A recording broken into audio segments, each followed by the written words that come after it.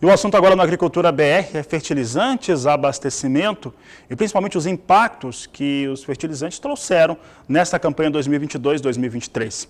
Se nós pegarmos os dados do que vem ocorrendo, tanto nos Estados Unidos quanto no Brasil, podemos dizer o seguinte: Estados Unidos já estão colhendo, né? Então eles já passaram por essa situação, por esse aspecto dos impactos de fertilizantes. O Brasil está semeando também o mesmo cenário, passou por essa questão. Claro que em alguns momentos nós tivemos produtores e importadores pagando mais caro por esses fertilizantes, não há dúvida sobre isso.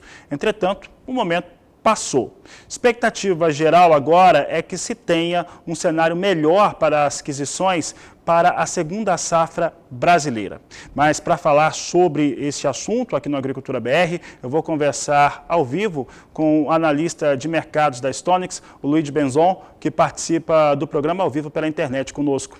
Luigi, obrigado pela sua participação, pela sua entrevista. Tivemos um ano complicado sobre o aspecto de abastecimento, se teve alguns temores em relação a faltar alguns produtos, se teve uma utilização provavelmente melhor daquilo que se tinha, e os preços não dispararam, mas não tanto quanto foi precificado de início, Luigi. Como que você analisa esse ano no qual a Rússia invadiu a Ucrânia e trouxe uma série de problemas ligados a fertilizantes, problemas que já vinham no abastecimento por conta da China? Boa tarde, seja bem-vindo. Boa tarde, Fabiano. Boa tarde aos telespectadores aqui do canal do Boi. Realmente foi um ano bastante movimentado no mercado de fertilizantes. A gente teve um primeiro semestre bastante tenso no mercado internacional com a questão da guerra da Rússia. A gente já vinha com preços bastante elevados desde o final do ano passado. E a guerra da Rússia fez os preços dispararem para as máximas máximas históricas, superando as metas que a gente viu, os níveis que a gente viu em 2008. Então, realmente era um período que o agricultor brasileiro estava começando a planejar as compras dele para a safra de verão 22-23, então foi um período de planejamento também bastante complicado, já que a gente viu custos mais do que o dobro do que foi na safra passada, realmente bastante elevados, mas o principal, que era o medo do começo do ano, logo a gente já viu que foi solucionado, que era a questão da oferta. Com o início da guerra, o mercado ficou bastante assustado que a Rússia é o principal exportador de fertilizantes e uma eventual ruptura poderia causar um grande choque no mercado. Não foi o que se observou. As exportações da Rússia continuaram fluindo normalmente e com isso os preços voltaram a caminhar para baixo a partir de abril, maio, e os preços voltaram a se aliviar. É claro que quem comprou o fertilizante logo nas primeiras semanas depois da guerra teve que enfrentar preços nas máximas históricas, mas hoje a gente já vê um cenário de queda dos preços bastante consistente, já desde meados de junho os preços vêm em declínio. Hoje a gente vê uma cotação tanto para a ureia, quanto para o MAP, quanto para o cloreto, muito próximo aos $630 por tonelada nas ofertas custo e frete, em comparação com os 1.200 que a gente viu no mês de abril, é uma queda bastante significativa, mas ainda os preços atuais são superiores em relação à média pré-pandemia, principalmente, em que os fertilizantes eles oscilavam entre $300, $400 no máximo por tonelada. Hoje ele está a 630 por volta. Luigi, são duas questões que eu vou fazer agora. Dá para dizer que o mercado ele precificou essa guerra e absorveu essas situações? A outra pergunta é ligada à questão econômica e financeira. Durante o período auge, quando não se sabia a respeito de como que seria esse abastecimento e até o pagamento por esse produto, se movimentou várias possibilidades, entre elas até a utilização de yuan via Banco da China para que os pagamentos fossem feitos para os russos, já que eles foram excluídos do sistema bancário internacional. Como que foi resolvida essa questão financeira, econômica e essa questão de ter o mercado precificado, de certo modo, essa guerra? Realmente, o que impactou principalmente ali nas primeiras semanas, logo após a guerra, foi a sanção financeira, principalmente, já que os países compradores não conseguiam negociar diretamente com a Rússia por conta das sanções impostas pelos Estados Unidos e a União Europeia. Isso foi sendo driblado ao longo dos últimos meses com as empresas russas abrindo capital em países terceiros que não são envolvidos nem diretamente com os Estados Unidos, nem com a Europa, e que possibilitariam essa intermediação financeira. Alguns exemplos são países do Oriente Médio, até a própria Suíça recebeu algumas exportadoras russas para que essa negociação ocorresse.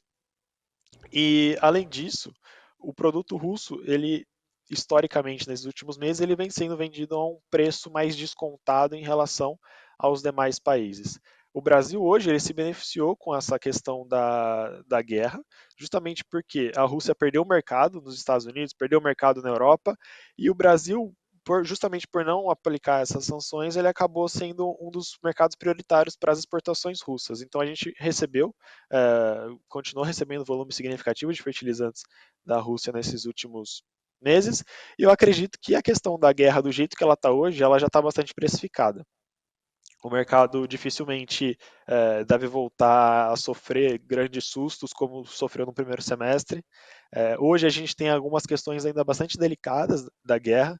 A própria questão do corredor de exportações de grãos no Mar Negro, que é algo que vem sendo discutido nos últimos dias, que a Rússia, o governo da Rússia, ele tem tentado boicotar e barrar esse corredor que já vem ocorrendo com exportações, principalmente de milho e amônia, desde julho.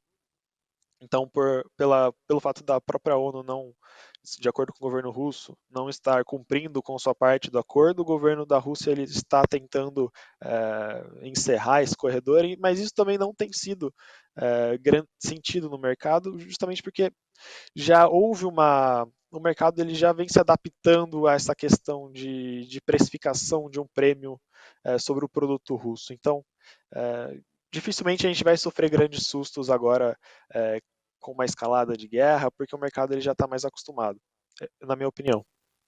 Tá certo, Luiz, nós temos ainda 2 minutos. Vou te fazer uma última pergunta que, de certo modo, você já respondeu. Quais são as expectativas em relação ao abastecimento de fertilizantes no Brasil e no mundo no ano de 2023? E aqui um foco muito grande também para a segunda safra brasileira, que também, de certo modo, já tem a absorção dos fertilizantes que serão utilizados, uma vez que em janeiro colhe e já começa o plantio do milho. A situação, principalmente para o Brasil, ela é bastante confortável na questão da oferta. A gente importou um volume atualmente em linha com o que foi importado nos primeiros 10, 9 meses do ano passado. No primeiro semestre a gente teve um salto de 12% nessas importações, justamente por querer garantir essa oferta num contexto bastante complicado. E o consumo ele deve ser menor esse ano, que na Stonex a gente trabalha aí numa média de 7 a 9% de corte do consumo nacional de fertilizantes nesse ano no Brasil. Então a gente deve gerar um estoque de passagem bastante significativo no início de 2023, que já significaria um fertilizante já garantido para a segunda safra de milho, principalmente, e para safras de inverno.